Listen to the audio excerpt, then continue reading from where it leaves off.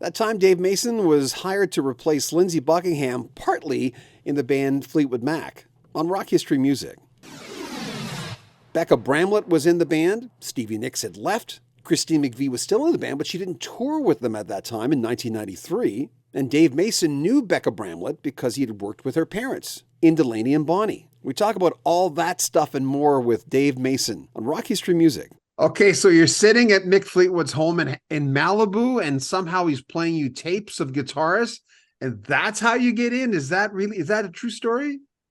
For what? For Fleetwood Mac? Nah, Mick just called me up and said, hey, I'm thinking of, I was in a bit of a lull period, not really doing much. And he's like, I'm thinking of putting something back together with the Mac. Would you be interested? And I was like, yeah, sure. Let's give it a shot. Your version of The Chain, I think you guys opened with that.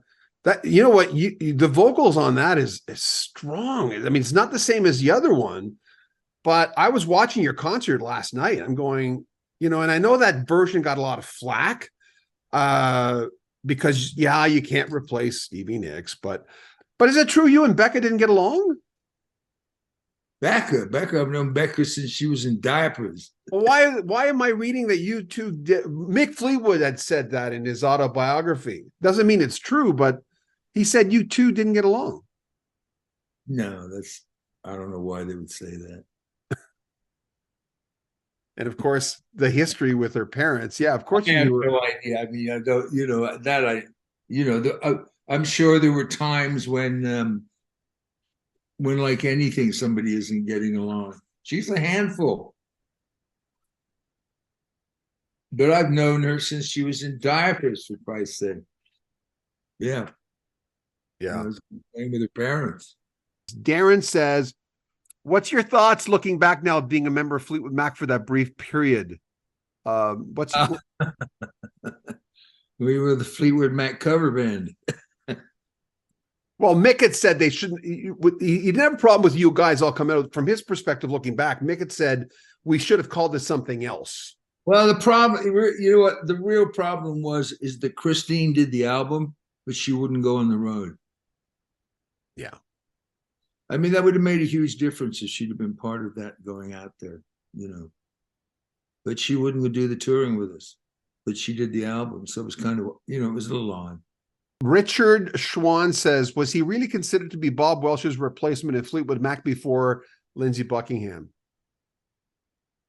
After Bob left originally? I have no idea. So back then when Bob Welch left, Mick Fleetwood never approached you way back then? It would have been in 75, 74, 75? No. Isn't that weird how things get out there like that? Well, what's on Wikipedia. It's so bullshit. I mean, last time I looked on Wikipedia, some guys they've got written convinced that Eric Clapton's playing on "Look at You, Look at Me" and "Alone Together." Really? Oh yeah. It's actually written. It's in there. It's like it's Eric Clapton playing, and it's like Eric Clapton isn't anywhere near the album. Someone sent me a link that I think it's you. Take It to the Limit, live in Universal Amphitheater 75. Is that you? Probably. I did it. Randy's song. I used to do it. Yeah, it's on Certified Live.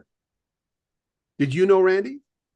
No, it's just a great song. What a tough gig replacing Lindsey Buckingham. Partly he was with Billy Burnett and Stevie Nicks, Becca Bramlett, who, by the way, has an amazing voice. If you want to order Dave Mason's autobiography, there's a link right at the very top of the description.